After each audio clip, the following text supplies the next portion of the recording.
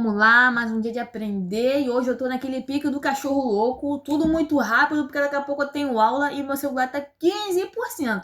Então se parar a gravação, cara, é porque eu tive aula, né, porque eu tive que sair pra aula ou porque simplesmente acabou a bateria. Mas não vou nem enrolar muito, tá ligado? Se você tá aqui nesse vídeo é porque você vai prestar algum concurso público e aquela coisa, né? Banca Consuplan. Vamos focar aí agora na Banca Consuplan, até porque, se não me engano, é a banca responsável pelo concurso aí de Campo dos Goytacazes, tá ligado? Minha família mora lá, inclusive.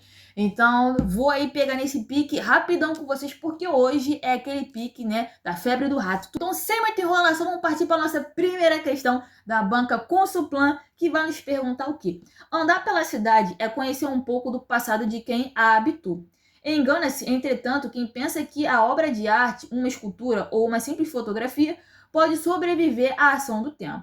É na conservação e na restauração das obras de patrimônios artísticos, históricos e culturais que reside a atuação do profissional, na busca por manter as heranças culturais e materiais para as novas gerações, através de diagnósticos e tratamentos, sempre respeitando a história contida em cada objeto. Então, basicamente, está falando um pouco dessa preservação e da restauração de objetos no geral, né? Objetos que contam história, tá ligado? Considerando a importância da conservação e da restauração das obras de patrimônio artístico, histórico e cultural, e o respeito ao caráter único e irrepetível dos bens em questão, é premissa do conservador e restaurador o que? Letra A. Avaliar e garantir inequivocadamente não apenas o estado de conservação, mas sobretudo o processo de construção do objeto a ser restaurado. Letra B. Utilizar materiais irreversíveis, pelo amor de Deus, ou seja, que não possam ser removidos a qualquer momento, evitando danos ao bem, impedindo assim novos restauros. Letra C. Cuidar para que qualquer proposta de intervenção seja antecedida de um minucioso trabalho de identificação,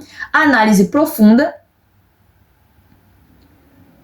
antecedida de um minucioso trabalho de identificação e análises aprofundadas, histórica, formal e técnica. Letra D. Adequar o bem ao tempo presente, pois ele deve ter a marca desse tempo. Gente, calma aí, você vai pegar um objeto, sei lá do século XV, tá ligado? E você vai transformar ele para o século XXI, porque ele tá no século XXI, ele tem que atender a demanda do século XXI. Isso aqui tá errado, tem que preservar esse objeto com as suas características próprias lá do século dele, e não do nosso século. Então, só com isso aqui, cara, tá errado. Então, pensa aí e tenta responder. E a alternativa correta vai ser justamente a letra C. Então, vamos lá, né? Essa questão, ela vai abordar justamente esse trabalho, né? O trabalho do profissional que vai cuidar da conservação e da preservação. A gente sabe muito bem que tem um objeto, como eu acabei de dar o exemplo, né? Um objeto, sei lá, cara, uma coroa do rei lá do século XIV, tá ligado? Você não vai pegar aquela coroa, você não vai tratar ela de qualquer forma,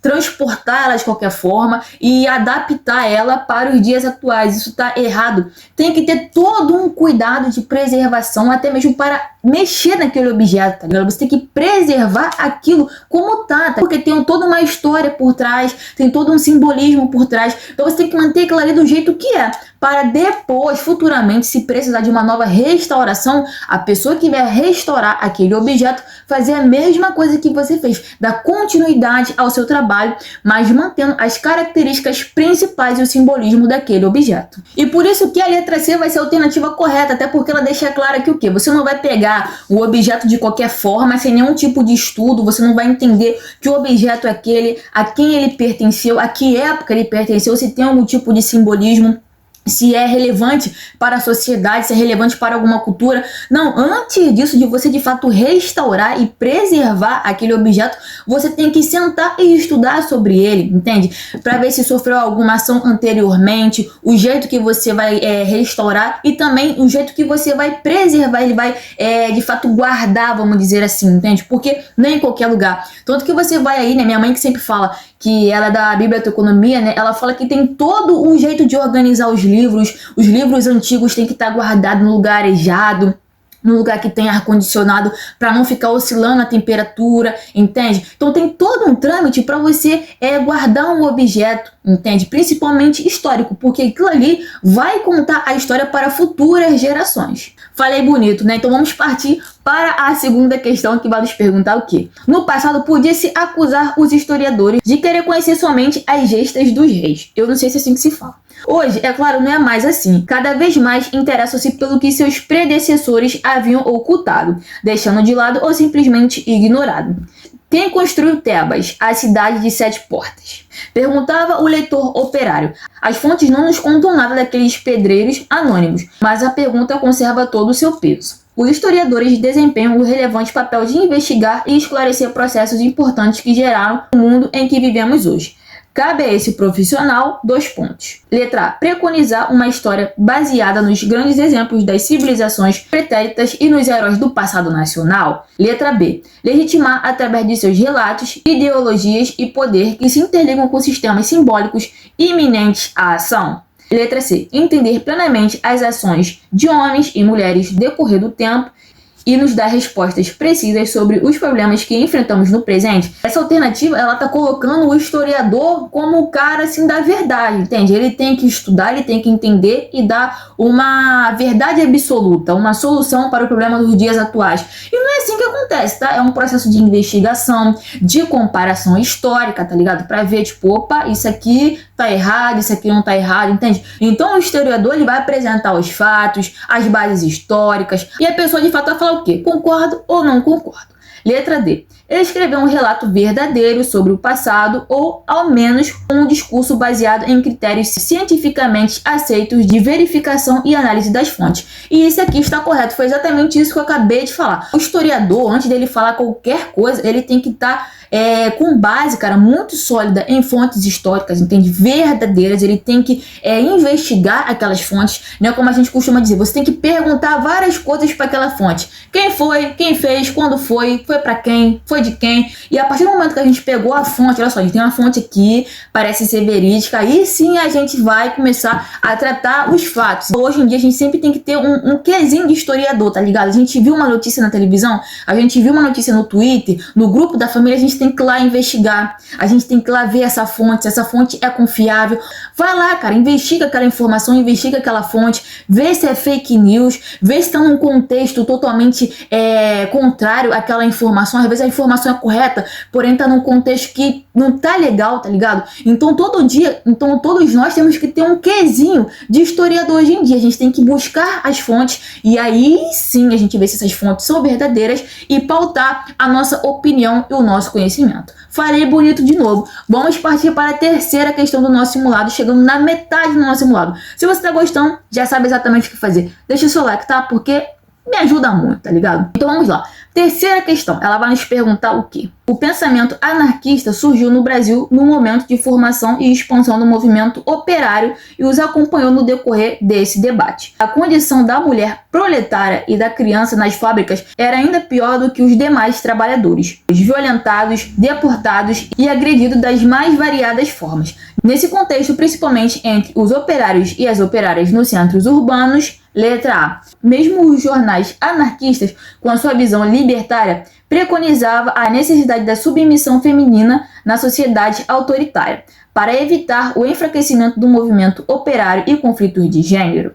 Letra B. A sociedade como um todo estabelecia na figura feminina comportamentos estereotipados, dando à mulher uma imagem inferiorizada que, independentemente da sua classe social, deveria permanecer em casa. Letra C. As mulheres, invariavelmente, tinham consciência do seu papel reducionista, justamente por sua fragilidade, a partir de uma definição da anatomia humana em uma naturalização da condição de inferioridade feminina. E letra D, que vai ser basicamente o nosso gabarito, até porque as outras são extremamente absurdas e machistas, tá ligado? Vai dizer o quê? Em alguns casos, as mulheres se organizavam em grupos que julgavam importante que se lutasse pela emancipação feminina, em prol de adquirir liberdade social. Era necessário que se propagasse a emancipação da mulher para sua libertação. E é justamente isso. O nosso gabarito correto é a letra D. Então vamos lá, né? A questão vai trazer aí o panorama, basicamente, do Brasil, principalmente ali no início do século XX, onde o anarquismo estava muito presente ali dentro desse movimento operário operário urbano. Então, nesse contexto, cara, não ficaram só debatendo essa questão de trabalho, de melhores condições de trabalho, de salário, dessa questão da exploração, mas também começou a se debater a respeito de temas que eram extremamente relevantes para aquela sociedade em si, no contexto social, e começaram a falar sobre a desigualdade entre mulheres e homens, né? A desigualdade de gênero. Dentro dessa desigualdade de gênero, abriu margem para a discussão de quê? Da mulher e da criança, dentro daquele sistema ali de trabalho, tá? Então, a condição da mulher e da criança era extremamente vulnerável e precária dentro daquele sistema de exploração. Então, começou a ter todo um debate em volta dessa questão, tá ligado? Para melhores condições de vida para as crianças e principalmente para a mulher ganhando cada vez mais voz, tá ligado? E a partir do momento que ela ganha mais voz, ela consegue se emancipar e se libertar daquele sistema extremamente rígido e machista. E chegamos na questão de número 4 e meu telefone tá 5%. Vamos ver se ele chega até o final. Vamos lá. Os malês protagonizaram a maior das rebeliões escravas ocorrida na Bahia, quiçá no Brasil, tá ligado? Até porque foi muito importante a revolta dos malês, mas também a última. Esses rebeldes realizaram o levante como uma rebelião escrava, mas também étnica e religiosa. O levante fracassou por diversas razões, mas o mais grave para eles, os rebeldes, é que seus inimigos eram muitos e se uniram. Toda a população livre da Bahia, branca e negra, rica ou miserável, se articulou por laços de interesse, solidariedade ou medo contra a insurreição africana, mobilizando cerca de 600 africanos escravizados que lutaram pela sua liberdade nessa revolta, letra A. Apesar de apoiados por africanos não muçulmanos, que também entraram na luta, os malês foram os responsáveis por planejar e mobilizar os rebeldes. Parece ser uma boa. Vamos ler a letra B. Todos os africanos da Bahia, de uma forma ou de outra, participaram da revolta. No entanto, autoridades só perseguiram aqueles que comprovadamente malês. E isso aqui tá errado, tá ligado? Errado é que todos os africanos da Bahia, cara, nem todos os africanos da Bahia participaram da revolta dos malês, tá ligado? E a autoridade não só perseguiu quem era malê, tá ligado? Perseguiu todo mundo que tava ali naquela revolta, seja malê ou não. Letra C. A identidade religiosa foi importante para deslanchar o movimento, mas o mais importante era a identidade étnica dos participantes, que só poderiam ser malês. E letra D. Os negros nascidos no Brasil também participaram. Gente, foi uma participação meio que pequena. Não todo mundo participou, tá ligado? Não todos os negros do Brasil. Isso tá errado, né? Então não vou nem terminar de ler. Então o nosso gabarito correto, cara, pra gente agilizar o processo aqui, vai ser a letra A. E vamos aí pra questão de número 5, cara. Depois eu vou explicar calmamente, cara. Eu posso botar aí no comentário um pouco da revolta dos malês pra não deixar vocês não, porque realmente, cara, eu tenho aula às 7 horas e agora são 6h40 e eu nem tomei banho ainda e eu nem lanchei. Então eu tô com tempo curtíssimo pra gravar esse vídeo aqui, então depois eu vou botar a explicação certinha aí pra vocês, tá ligado? Vou disponibilizar o material completo com os comentários pra vocês, beleza? Só por causa disso, não vou deixar vocês na mão. Mas vamos partir pra quinta questão e última, que vai perguntar o quê? Na história, o avanço para o social foi estimulado pela influência de dois paradigmas de explicação dominantes, o marxismo por um lado e a história dos análises do outro. Com essa inspiração, os historiadores da década de 60 e 70 abandonaram os mais tradicionais relatos históricos de líderes políticos e instituições políticas que direcionavam seus interesses para as investigações de composição social e da vida cotidiana de operários, criados, mulheres e grupos étnicos e congêneres. As correntes historiográficas são orientadas para abordar o estudo da história como ciência, desenvolvido a partir do século XIX. Com a nova visão da história como ciência, os historiadores se tornaram uma classe profissional e foram estabelecidas várias teorias e métodos que hoje são conhecidas como tendências historiográficas. Ao nos referirmos especificamente à escola dos análises, podemos afirmar que, letra A, através da predominância da história da cultura, surge com essa escola uma proposta de apoio à inspiração marxista, onde se rejeita a dedicação ao estudo das mediações morais. Letra B, é uma corrente que considera que a história não é constituída apenas por fatos, nem por categorias, nem pelos protagonistas desses fatos, pois nada é mais do que o resultado das relações de poder. Letra C. Nascida na França, seus historiadores resgatam a história, a ciência histórica como protagonista do estudo e da pesquisa e da explicação dos eventos cotidianos, sem os envolvimentos de outras disciplinas. Ou seja, só a história ela é predominante, excluindo essa questão da geografia, da sociologia, da filosofia. E isso aqui está errado, tá ligado? Então só vai sobrar mesmo a letra D, que é o nosso gabarito. Tal escola propunha, dentre outros fatores, a inclusão de uma política que envolvesse tudo que fosse referente ao ser humano, voltado para o lado social e classes marginalizadas, as renegadas pela pesquisa científica e histórica até então. Então, de fato, o nosso gabarito correto vai ser a letra D. E como eu falei pra vocês, cara, eu tô assim com um tempinho meio curto, tô correndo, tá ligado? Eu vou deixar o material aí disponível pra vocês baixarem, tá ligado? Aí de todas as alternativas corretas e todas as explicações, beleza? Então, gente, é isso, tá? Esse foi o vídeo de hoje, tá ligado? Eu queria gravar com um pouquinho mais de tempo, mas infelizmente o final do ano tá uma correria danada, tá? Então, se você gostou desse vídeo, cara, e quiser deixar o seu like, vai me ajudar demais. Compartilha esse vídeo para aquele amigo que tá precisando estudar para o concurso público de 2026, até porque o estudo começa hoje, tá ligado? Tem que começar de hoje, se preparar de hoje, porque o seu concorrente já está estudando, entende? Então, se gostou da minha pessoa e quiser me seguir nas redes sociais, fique à vontade e me aguardem na próxima semana com mais um vídeo resolvendo questões de história da banca com Suplom, beleza? Então é isso, gente. Muito obrigada por assistir até aqui e até o próximo vídeo. Valeu!